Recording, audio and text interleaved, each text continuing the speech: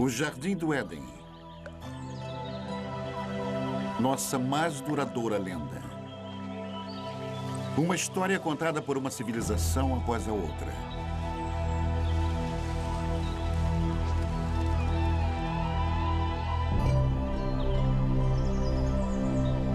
Uma história de sedução. A ira de Deus. Um paraíso perdido.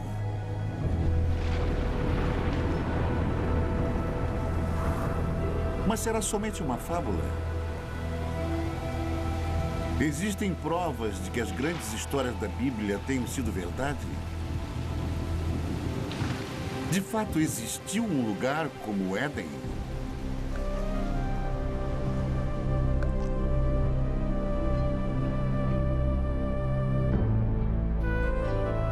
Hoje, a procura pelo Jardim do Éden nos leva a uma terra seca e abandonada, a um lugar chamado Mesopotâmia. Mesopotâmia. Retorno ao Éden.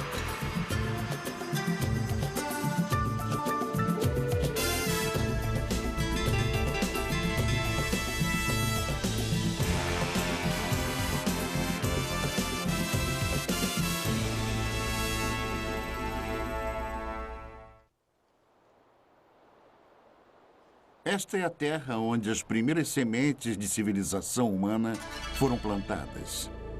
E foi aqui que 3 das maiores civilizações do mundo antigo surgiram: Babilônia, Assíria e Suméria. Em meio às suas ruínas, as respostas há muito procuradas para os mais profundos mistérios da Bíblia, enquanto arqueólogos percorrem esta terra em busca da origem histórica da fé. Nossa busca pelo Éden é uma viagem de volta ao passado. Primeiro até a Babilônia, a última dessas civilizações. Depois, mais distante no passado, até os assírios, os primeiros mestres da arte da guerra.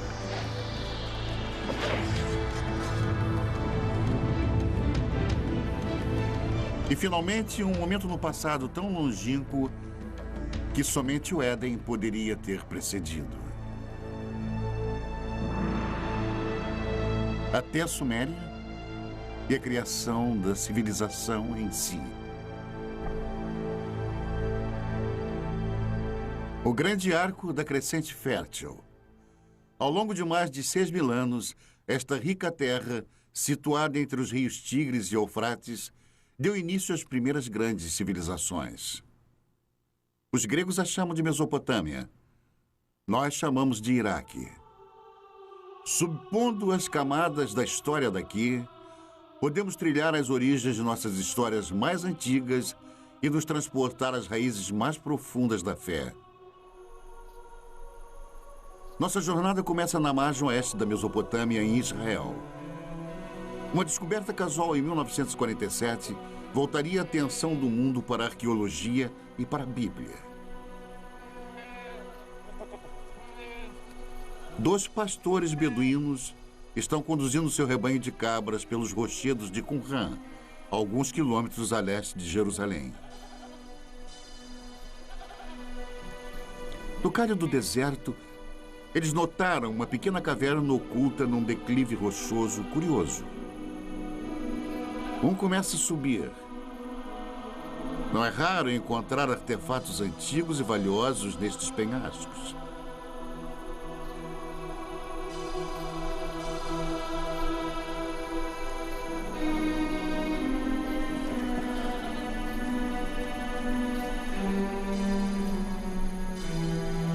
Dentro da caverna, o pastor descobre destroços de antigos potes, fragmentos de pergaminhos de couro e algumas folhas de papiro, tudo intocado desde o tempo de Jesus. Estas escrituras de uma seita judaica monástica chamada Essênios viriam a ser conhecidas em todo o mundo como os manuscritos do Mar Morto. Nas cavernas ao redor, centenas de papiros antigos seriam eventualmente descobertos. Uma delas provou ser a primeira versão do Antigo Testamento, incluindo os 5 primeiros livros fundamentais conhecidos pelos judeus como Torá. Os manuscritos do Mar Morto imediatamente se tornaram foco de um tremendo alvoroço internacional, enquanto eruditos e teólogos disputavam a posse e os significados deles. E a sensação foi importante. Isto foi descrito como um dos achados arqueológicos mais importantes. E são muito valiosos para os judeus, porque eram judaicos. Eles vêm de um período fundamental na história judaica e muito valiosos para os cristãos, porque são contemporâneos de João Batista, Jesus e por aí vai. Portanto, são muito informativos, mas, além disso, temos uma grande ligação emocional a esta obra. A Bíblia sempre foi um livro lido sob 2 pontos de vista: o sagrado e o histórico. Mas o tradicional Torá é sempre escrito à mão. As palavras são lidas enquanto o escriba escreve, portanto se tornam uma oração. E cada Torá é considerado sagrado a partir do momento que é escrito. Mas a precisão histórica da Bíblia nunca foi de fato comprovada. É um trabalho que continua até hoje.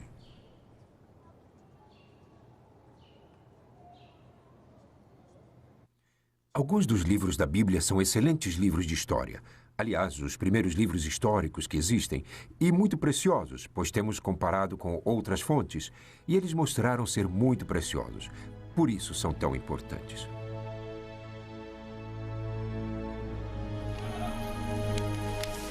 A descoberta dos manuscritos do Mar Morto foi o evento mais famoso da arqueologia bíblica, mas não foi o primeiro. A ânsia por explorar a história bíblica tem uma tradição respeitável.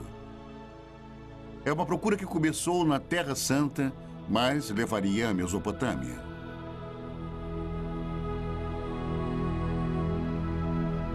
Ao longo da história, viajantes místicos e fiéis têm sido trazidos aos locais onde as grandes histórias da Bíblia ocorreram. Mas com a chegada do século XIX, um novo tipo de peregrino procurou fortificar sua crença na Bíblia através da recente ciência da arqueologia.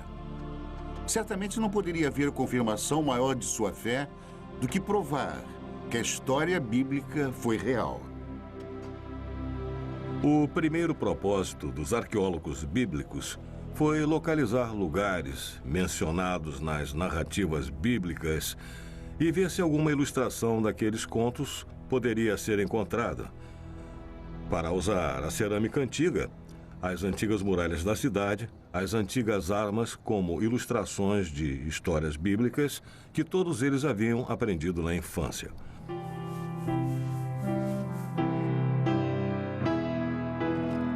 O prestígio de cada nação europeia na Terra Santa era medido pelos tipos de descobertas bíblicas que eram encontradas.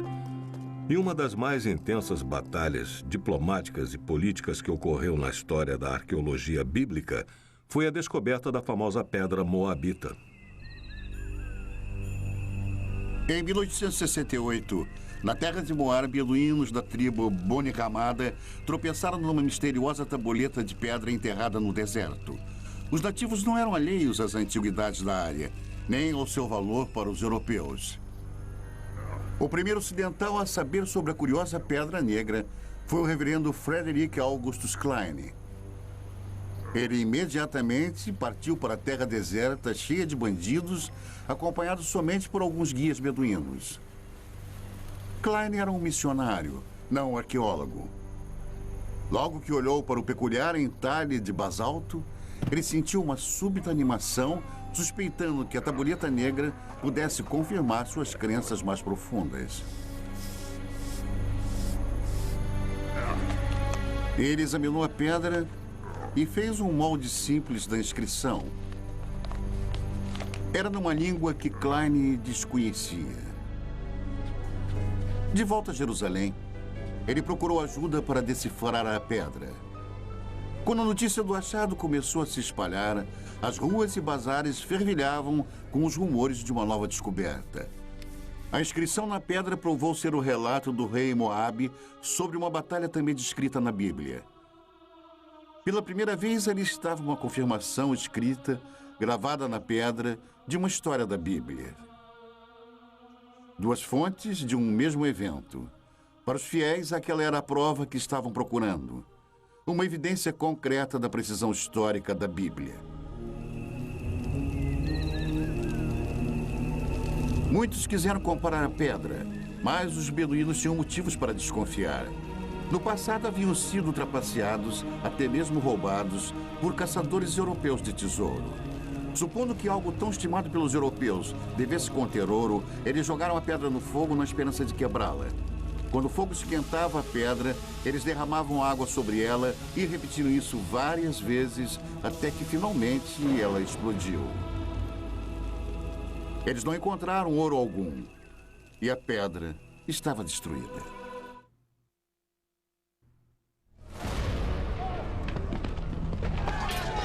O ano é 586 a.C. O exército de Nabucodonosor, rei da Babilônia, invade Jerusalém com a ira de um Deus furioso. Estamos a quase 6 séculos antes do nascimento de Cristo. Os romanos ainda nem sonhavam com o império. É um capítulo negro na história dos judeus, enquanto a impetuosa estrela da Babilônia nasce. A Bíblia descreve o ataque babilônico. Cortou em pedaços todos os utensílios de ouro que fizera Salomão para o templo do Senhor. Todos os príncipes, todos os homens valentes, todos os artífices e ferreiros, ao todo de 10.000. Ele os levou cativos de Jerusalém à Babilônia. Os israelitas cruzaram mais de 800 quilômetros de deserto, seguindo antigas rotas de comércio pelas atuais Jordânia, Síria e Iraque até a Babilônia. Em Salmos 137, os israelitas lamentam: às margens dos rios da Babilônia, nós nos assentávamos e chorávamos, lembrando-nos de Sião. Como, porém, haveríamos de entoar o canto do Senhor em terra estranha? Fracos e exaustos, os israelitas chegaram à Babilônia, amedrontados com tamanha grandiosidade. Arrancados da modesta cidade de Jerusalém, eles contemplavam a majestosa capital do mundo antigo.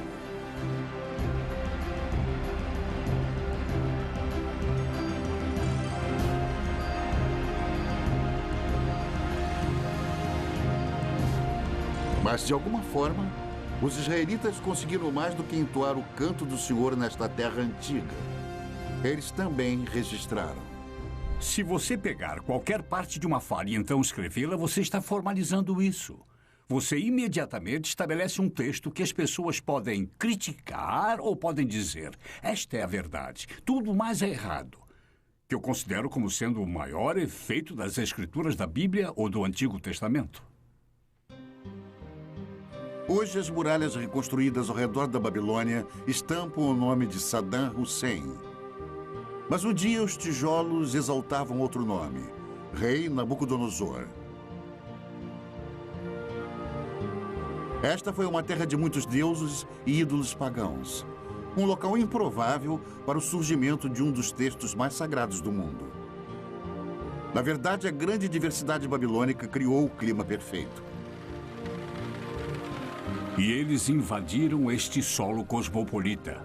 Até os mais educados e os mais cultos estavam sendo bombardeados com contato direto com outras pessoas, e digo pessoas diferentes.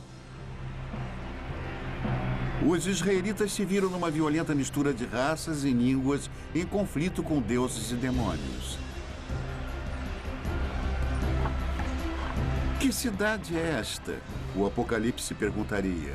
Vestida de púrpura e de escarlate, adornada de ouro, de pedras preciosas e de pérolas. A morada dos demônios, covil de toda espécie de espírito imundo. Babilônia, a grande mãe das meretrizes e das abominações da terra. Mas em meio a todas as abominações, talvez até mesmo por causa delas, foi onde a Bíblia se tornou um livro pela primeira vez. Ameaçados por uma nova cultura esmagadora, escribas hebreus se empenharam em preservar e solidificar a identidade judaica. Durante 3 gerações de escravidão, os escribas uniram a tradição oral de Israel, novas escrituras e textos sagrados em um único manuscrito. Nascia a Bíblia. Felizmente para eles, os babilônios eram bem liberais. Eles os permitiram manter sua própria cultura, sua própria religião, estudar seus próprios livros. Foi isso que preservou a Bíblia até os dias de hoje. Mas como os livros da Bíblia surgiram nos longos anos de exílio, a cultura babilônica teria influenciado profundamente o trabalho dos escribas israelitas. Eles eram pessoas muito cultas, eu suponho. Muitas das que foram exiladas. E escribas conversavam com escribas. Tenho certeza que foi assim que muita informação foi transmitida. E a troca de ideias e conhecimento deve ter sido, eu diria, devastadora, deve ter sido extraordinária. A Bíblia eventualmente refletiria as histórias e tradições dos babilônios e até mesmo das primeiras civilizações mesopotâmicas. Os israelitas não podiam ignorar a cultura próspera e os grandes monumentos babilônicos. Seus templos estavam entre as maiores construções do mundo antigo. Construções públicas enormes. Uma via processional, o Palácio de Nabucodonosor, com seus legendários jardins suspensos, palmeiras, o rio. Se você tivesse cruzado o portão de Ishtar, teria sentido o odor da brisa. E era intencional. Você estava na presença de algo poderoso. Mas por todos os lados estava a cidade, as pessoas, os plebeus. Os desfiladeiros, travessas tortuosas, o tumulto de pequenas lojas. Multidões de pessoas caminhando, pequenos bairros, amontoados, cheios de vida.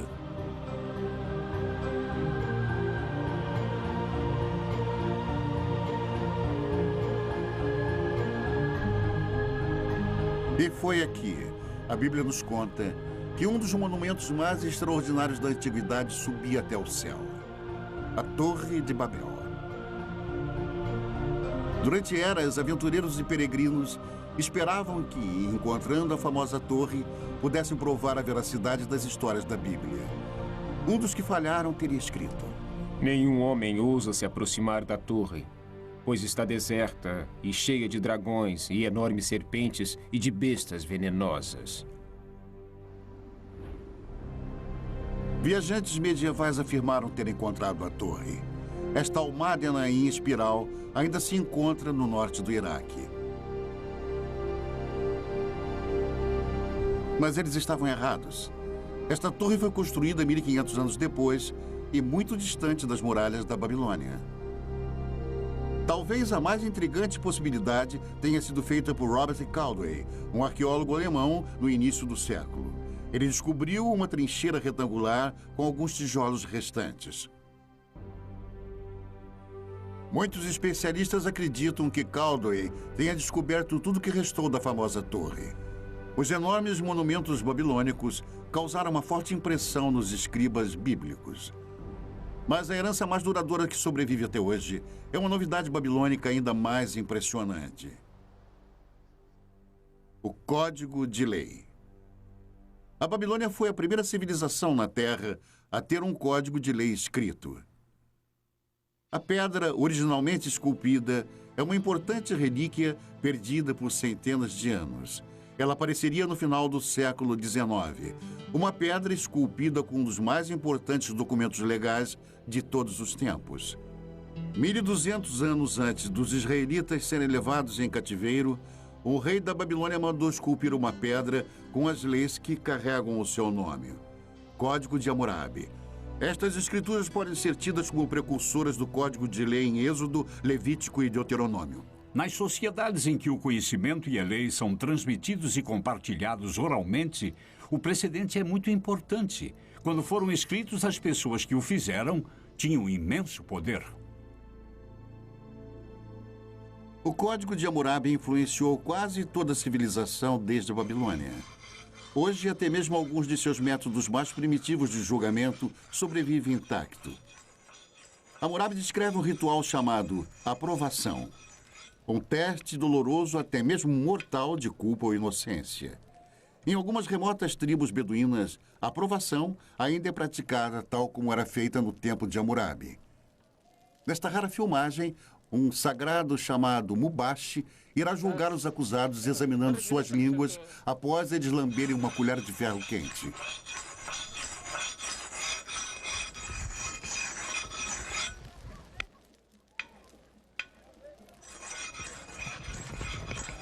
Estes homens foram acusados de roubo. Eles devem se submeter à aprovação ou serem considerados culpados por omissão. Os membros da família assistem ansiosos enquanto os jovens rapazes se preparam para o ritual doloroso.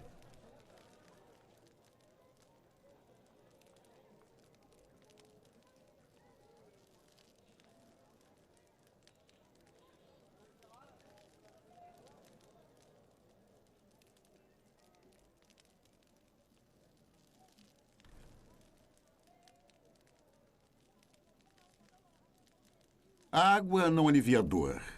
É para limpar e purificar o bebedor e prepará-lo para o julgamento. O homem sagrado reza e depois examina as línguas queimadas, buscando um sinal de Deus. Apenas o Mubashi pode definir culpado ou inocente e somente ele irá determinar o destino destes homens. Finalmente, um veredicto. Um homem é considerado inocente para grande alívio de sua família. O outro não teve tanta sorte. Declarado culpado, ele irá pagar pelo seu crime. A aprovação é um intrigante reflexo atual de Hammurabi, mas suas leis chegam ainda mais diretamente ao presente através da Bíblia. Hammurabi estabeleceu leis. Ele não inovou nada. Ele apenas estabeleceu por escrito as leis as quais eram realizadas pelos antecedentes há centenas, se não milhares de anos. Olho por olho, dente por dente, e princípios como este, muitos dos quais ainda se encontram.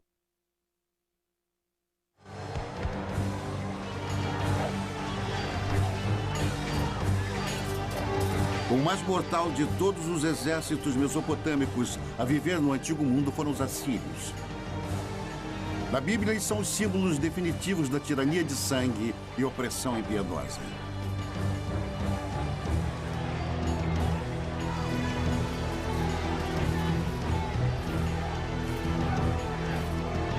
Cem anos antes de Nabucodonosor levar os israelitas em cativeiro para a Babilônia, a Bíblia nos conta que o rei assírio Senaqueribe atacou as terras dos israelitas.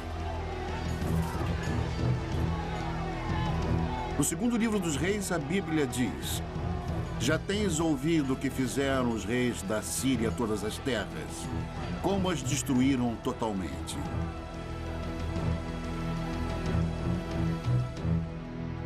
Os assírios eram dominados por reis déspotas. Eles acreditavam no poder absoluto. E poder absoluto significa controle. E o poder absoluto quase que invariavelmente se mantém no poder graças à eficiência e força militar. E os assírios mantinham uma enorme máquina de guerra forte e eficiente. E nas paredes dos palácios dos reis assírios estavam as narrativas de algumas de suas expedições, escritas de forma vaidosa, gloriosa, grandiosa e eloquente. Os assírios, eles poderiam tomar uma cidade e empilhar as cabeças dos cidadãos dominantes do lado de fora dos portões, ou pegavam o rei da cidade, o esfolavam vivo e pregavam sua pele no muro, mas todos faziam isso. O poder assírio, simbolizado pela caça ao leão real, estava nas mãos de impiedosos reis guerreiros. Até mesmo a Bíblia demonstra uma relutante admiração. Eis que a Assíria e todos os grandes povos se assentavam à sua sombra. Ezequiel 31. Enquanto a cidade de Roma estava no início, a Assíria era o maior império do mundo. Por mais de 1000 anos, os detalhes sobre a civilização assíria eram poucos. Até a grande capital, cidade de Nínive, era desconhecida pelo mundo moderno. Então, em 1852, estas ruínas abandonadas foram exploradas pelo arqueólogo britânico Austin Henry Lerdy. O que Lerdy encontrou aqui no norte do Iraque foi nada menos do que a morada real de Nínive. Um tesouro intacto da civilização assíria. Cavando a terra como um minerador, Lerdy descobriu grandes touros alados e obras de arte espetaculares escondidas dos olhos humanos por um milênio. O mundo estava admirado e vibrante com a nova descoberta. Nínive era outra cidade bíblica encontrada, mais uma confirmação da precisão histórica da Bíblia.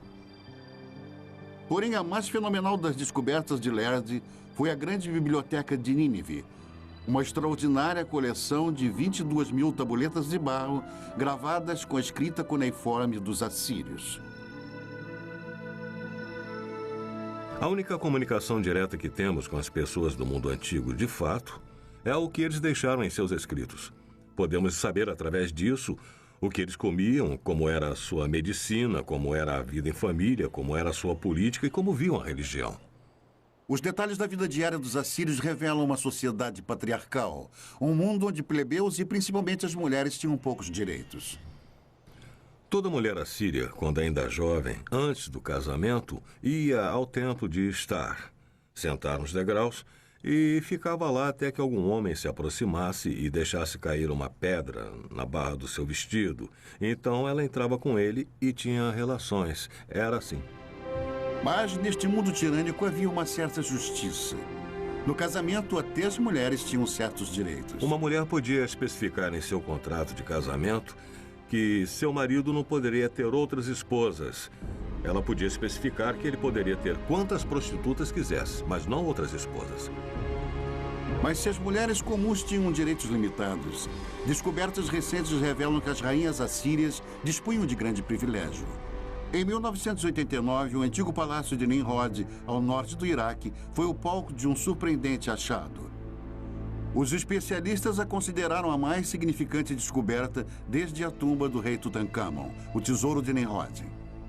Enquanto nós limpávamos uma das salas, descobrimos que havia algumas indicações de um túmulo no subsolo. Nós tiramos tudo e tentamos nos dividir. E descobrimos que ali havia corpos de pelo menos 2 rainhas. Densos braceletes de ouro ainda enfeitavam os seus ossos. Um tesouro real, enterrados há mais de 2.000 anos. Esta filmagem memorável, feita por arqueólogos iraquianos, é um registro exclusivo de suas extraordinárias descobertas. Pela primeira vez, a tumba de uma rainha assíria foi encontrada intacta. A sepultura real ainda exibia uma maldição para proteger suas ocupantes. Para aquele que abrir o lacre e me retirar de minha tumba, que seu espírito vague sedento sob os amargos raios do sol, e que os poderosos deuses do inferno permitam que seu corpo e sua alma jamais encontrem o descanso eterno. Ignorando a maldição, os arqueólogos escavaram mais de 56 quilos de joias lindamente esculpidas, globos de cristal e requintados entalhes. Os antigos assírios eram mestres ourives e artesãos. Mas o valor desse tesouro é bem mais alto do que vale em ouro. Quando mortas, as rainhas assírias esbanjavam riquezas. Mas em vida foram seus reis que fizeram história. Reis com sede de impérios. No ano de 701 a.C., o rei Senaqueribe e seu exército se puseram a caminho do deserto em direção ao mar Mediterrâneo. Os corajosos assírios estavam determinados a conquistar tudo que passasse em seu caminho. As cidades de Judá, inclusive Jerusalém, e seu rebelde rei Ezequias. Fortalezas e mais fortalezas tombavam diante dos assírios, mas foi a cidade de Laquis cuja brutal destruição está nos registros históricos e na Bíblia. O cerco a Laquis é um ótimo exemplo de como o exército assírio invadiu a cidade, a cercou, a sitiou e a conquistou, e levou seus habitantes como escravos, os que não foram executados, homens, mulheres e crianças. A técnica era muito simples, era uma conquista bruta, rápida e sistematicamente eficiente. E nos baixos relevos dos palácios assírios, dá para ver os mecanismos de cerco, os soldados avançando nas colinas com os escudos por cima os protegendo dos entulhos atirados. Mas eles não tinham chance. Os outros eram soldados profissionais, eram uma máquina.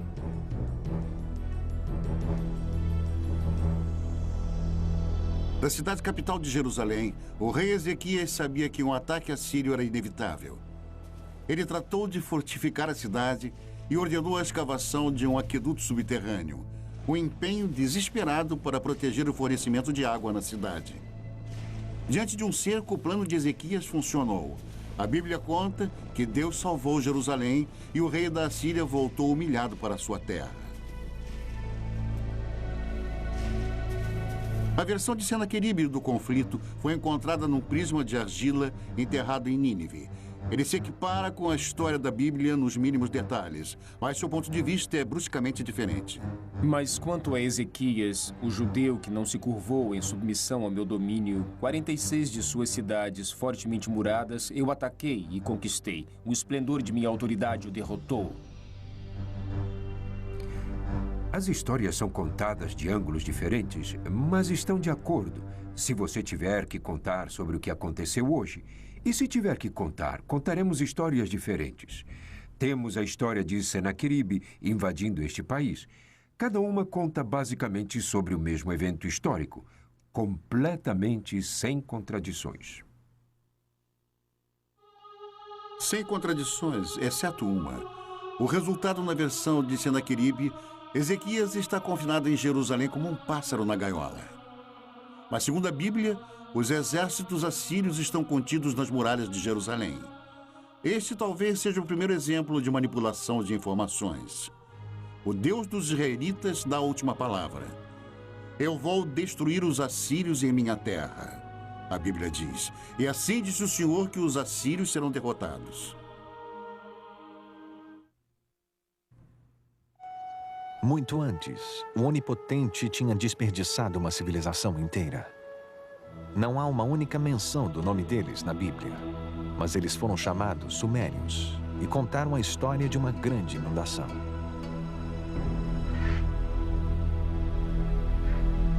É uma das mais famosas histórias de toda a Bíblia, a saga da Arca de Noé. Um Deus raivoso, um barco de madeira, um dilúvio.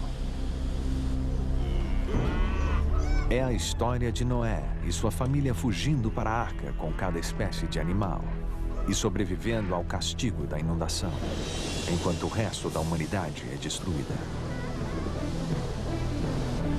É uma história primitiva, mexendo com nossas esperanças e medos mais profundos.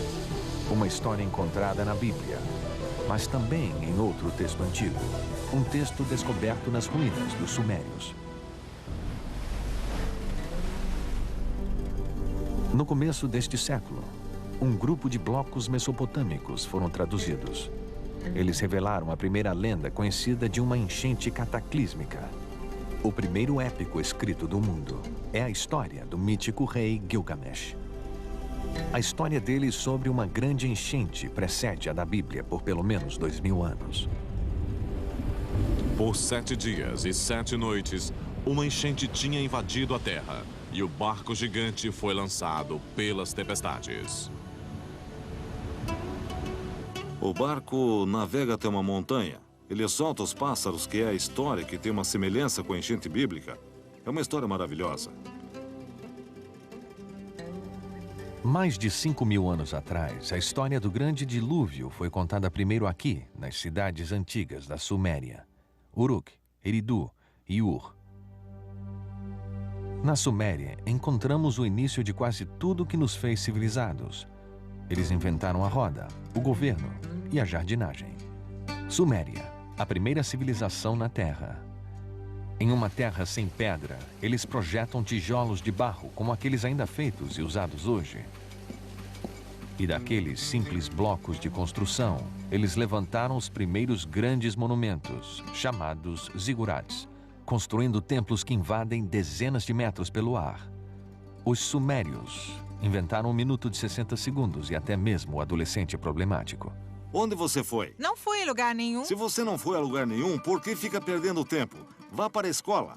Fique na frente do seu professor. Narre a sua lição de casa, escreva o seu trabalho. Você me entendeu? Sabemos sobre os sumérios, o que fizeram em suas vidas diárias, graças à mais impressionante invenção deles, a escrita. Nós conhecemos a mais antiga lenda deles e seus segredos mais íntimos, porque alguém escreveu. Foi algo que ninguém havia feito antes.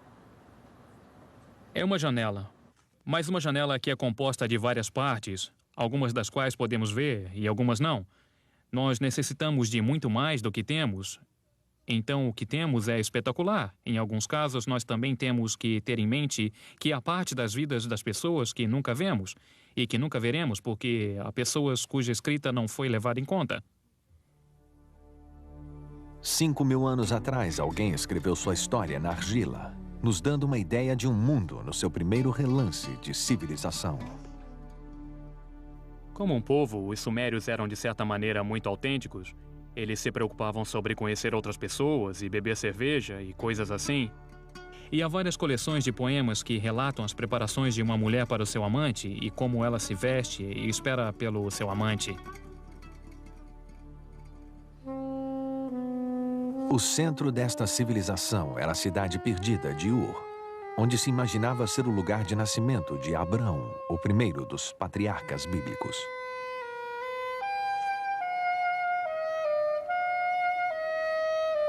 É o sumário de uma cidade bíblica em termos arqueológicos, porque era um lugar de uma das mais famosas escavações arqueológicas que já ocorreu entre os anos 1920 e 1930, por um notável arqueólogo britânico chamado Leonard Woolley. Um arqueólogo britânico descreveu a arqueologia como sendo a ciência dos detritos ou restos, o que é verdade. Mas me dê um arqueólogo que possa fazer pedras e ossos e tijolos e potes criarem vida. Leonard Woolley era assim. Ele pegaria pessoas num passeio por um pequeno quarteirão de Ur, onde as fundações da casa estivessem expostas, e conforme fossem andando, ele falaria da vida das pessoas que viveram nestas casas. Falaria sobre os fornos, as janelas, os tetos rebaixados, os móveis. E Ur, nas mãos de Woolley, ganhava vida. Woolley cavou este enorme buraco. Ele ia através da cidade e se tornava cada vez menor. E então havia esta inútil camada de lodo. E Woolley recontava como a mulher dele veio e olhou para aquilo. E ela era uma senhora simples. Olhou para aquilo e disse: "Oh, aquilo é enchente." E luzes se acenderam. E Woolley disse que isto era uma evidência do dilúvio bíblico. E o que ele fez? Trouxe dinheiro. E Ur foi uma das escavações que foi vendida brilhantemente.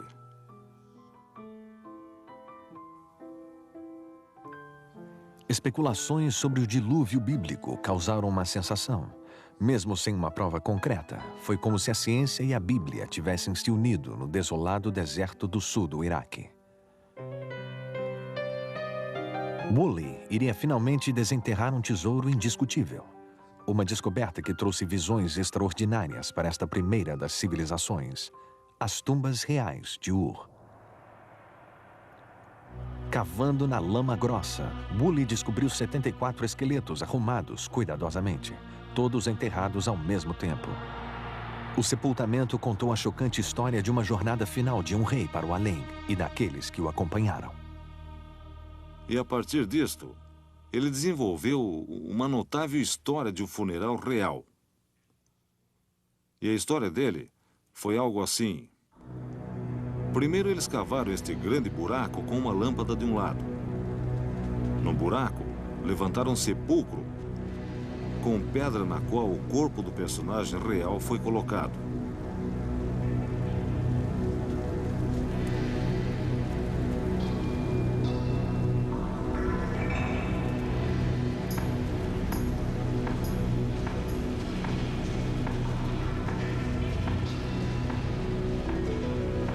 Então, a corte inteira entrou no buraco.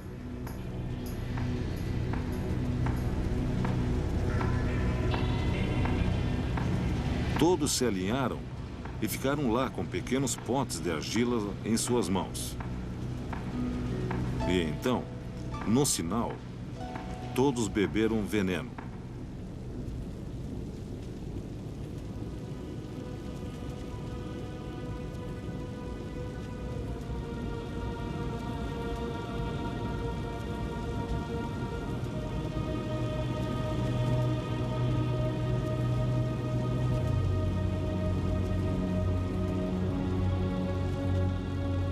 Deitaram e morreram. Então, o príncipe foi para o seu túmulo acompanhado por todos os seus seguidores.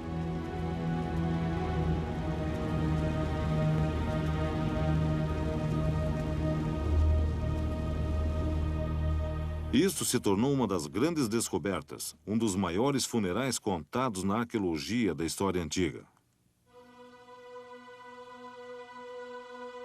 A descoberta dos túmulos em Ur foi um triunfo para a arqueologia, revelando os segredos antigos da primeira civilização. Mas a ciência sozinha pode nos levar só até lá. Onde a trilha acaba, o épico de Gilgamesh traz as pistas atormentadoras finais. Pistas que nos levam de volta a um jardim e a um lugar chamado paraíso.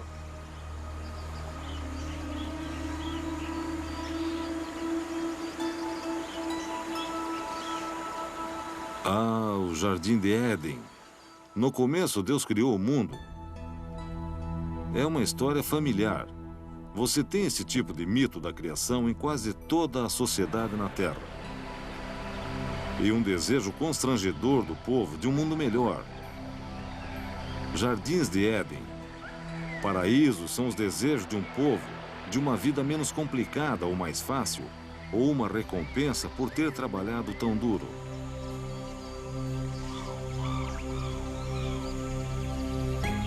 No antigo épico sumério de Gilgamesh, o nome dado ao paraíso é Dolmen. É um lugar além da habitação humana normal e como se apresenta no mito sumério da enchente, que é onde os sobreviventes da enchente foram morar. E há outros mitos que mostram Dolmen como um lugar onde tudo era perfeito. Dolmen aparece na lenda mesopotâmica como uma espécie de jardim do Éden. Como um tipo de paraíso, um lugar de verdejante frescor e água abundante, e ventos e brisas. É um lugar de maravilhas, um lugar perfeito. É também o lar para uma serpente. No épico antigo, a serpente rouba a flor que gera a imortalidade. E assim como Adão, Gilgamesh deve deixar o jardim e morrer. A ideia do paraíso parece universal. Mas no que se baseia? Este lugar existiu? A resposta indica um lugar encantado e real. 640 quilômetros ao sul da antiga cidade sumeriana de Ur, fica a ilha de Bahrein. Um mercado essencial nas rotas do comércio através dos desertos áridos e mares salgados da Mesopotâmia.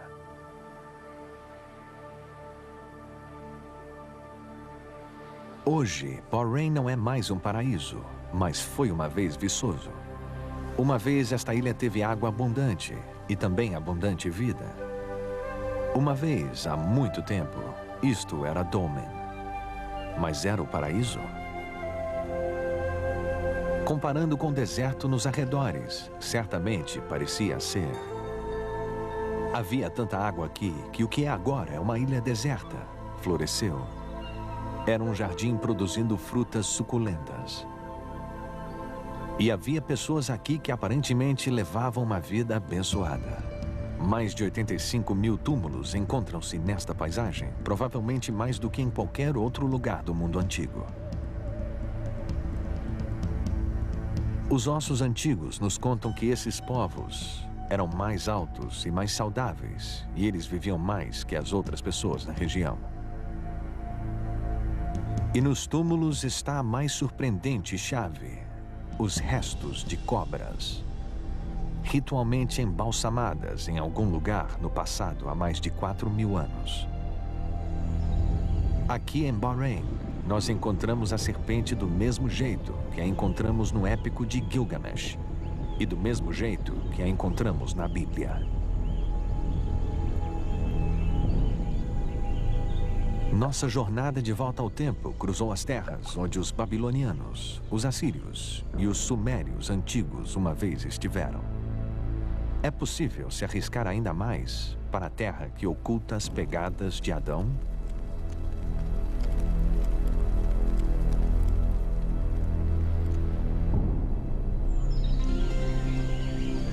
Aqui, fé e razão devem caminhar juntas.